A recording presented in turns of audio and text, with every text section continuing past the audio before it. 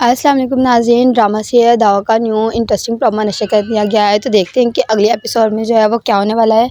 Next episode में आप देखेंगे कि अलमास जो है वो अपना बैग में मोबाइल तलाश कर रही होगी कि नेहा का मोबाइल जो है वो मैंने अपने बैग में रखा था, वो बैग किधर गया।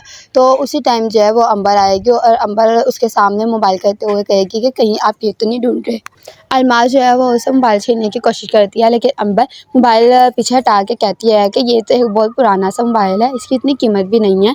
तो मुझे समझ नहीं आ रहा कि आपने पुराना सा मोबाइल जो है वो छुपा के भाभी को नया मोबाइल क्यों दिया है। और यहाँ पे अलमास जो है वो हो सकता है अपना दिमाग चलाए और शायद वो अंबर को, अपनी बेटी को इस बारे में कुछ भी ना बताए, जबकि अंबर को जो काफ़ी ज़्यादा दिलचस्पी होती है ये जानने में कि उसकी माँ ने ऐसा क्यों किया है। और दूसरी जानब आप ये भी देखने वाले हैं कि नेहा की माँ जो है वो नेहा के घर आ जाती है और बाकी सब उससे पूछने लग जाते हैं कि आप यहाँ पे जो है वो क्या खाए पिएंगी। तो इस पर नेहा की माँ जो है वो कहती है कि हम बेटी के घर का जो है वो पानी तक नहीं पीते। इस पर अलमास कह देगी कि ये तो आपने जो है वो बहुत पुरानी बातें करना शुरू कर दी, ये बातें तो नानियाँ दादियाँ किया करती थी।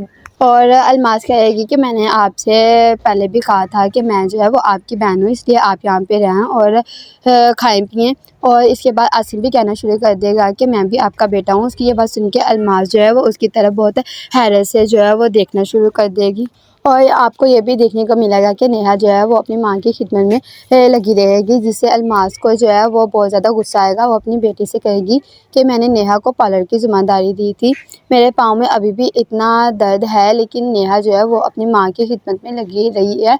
वो पार्लर की ड्यूटी जो है वो उसे नहीं संभाल रही और वो सोच रही होती है कि इस पर जो है वो क्या बंदोबस्त करना चाहिए इसका, क्योंकि ऐसे तो पार्लर का जो है वो बहुत ज़्यादा लॉस हो जाएगा।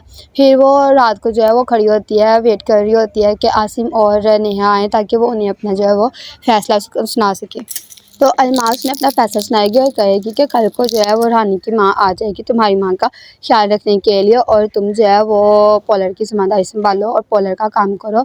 जिस पे नेहा पहले तो नहीं मानेगी, लेकिन आखिरकार वो ये बात उनकी जो है वो मान लेगी। और इसके अलावा आप ये भी देखने वाले हैं कि वो नेहा और आसिम जो है वो सो रहे होंगे कि अचानक जो है वो नेहा जो है वो डर के उठ जाएगी। उसे अपनी अम्मी के बारे में बहुत ही बुरा ख्वाब आएगा कि उसकी अम्मी को जो है वो कुछ हो रहा है। वो अचानक से उठेगी और अपनी अम्मी के कमरे की तरफ भागेगी। और आसिम भी जो है वो काफ़ी ज़्यादा घबरा जाएगा कि इसे क्या हो गया अचानक से। वो भी उसके पीछे जो है भागता हुआ चला जाएगा।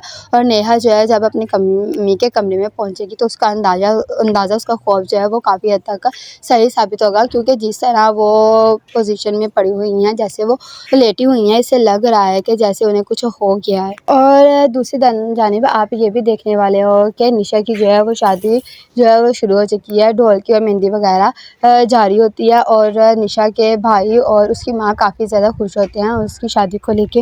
वो बहुत ज़्यादा एंजॉय कर रहे होंगे, लेकिन उन्हें क्या पता है कि वो किस हैवान के सुपुर्द कर रहे हैं निशा को।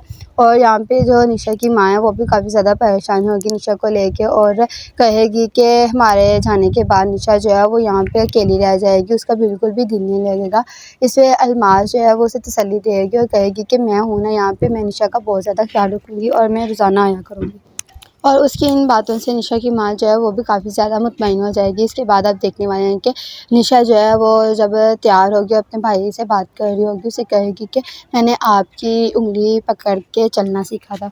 और इसके बाद जो है उसका भाई है वो भी काफ़ी ज़्यादा इमोशनल हो जाता है। उसे कहता है कि तुम हमेशा याद रखना, मैं तुम्हारा भाई हूँ और हमेशा तुम्हारा साथ दूँगा, तुम्हारा साथ कभी भी नहीं छोड़ूँगा। और इसके बाद वो जो है वो उसे रुखसत कर देंगे और निशा जो है जब अपने घर ससुराल में पहुंच जाएगी, वो अपनी दुल्हन बनी बैठी होगी और आपदा आएगी तोहफ़े लेके। उसके काफ़ी ज़्यादा जो है वो तोहफ़े लेके आएगी उसके लिए और उसे देगी। आपदा उसे शायद कोई जो है वो नेकलेस वगैरह दिखाएगी और कहेगी कि देखो कितना प्यारा, कितना नाजुक है, बिल्कुल तुम्हारी तरह। ये बात सुन के निशा जो है वो काफ़ी ज़्यादा खुश हो जाएगी। फिर कुछ दिन बाद जो है साद वो अपनी असलियत दिखाना शुरू कर देगा। निशा शीशे के सामने खड़ी होगी और देखेगी कि साद आ रहा है तो वो खुश होगी, लेकिन साद जो है वो जब आगे आएगा तो वो फूलों को तोड़ता मरोड़ता हुआ फेंकेगा, उसकी तरफ फेंकेगा और कहेगा कि यहाँ पे मुझे जो है वो फूलों की खुशबू बिल्कुल भी पसंद नहीं है, जिससे निशा जो है वो काफ़ी ज़्यादा उससे जो है वो डरना शुरू हो जाएगी।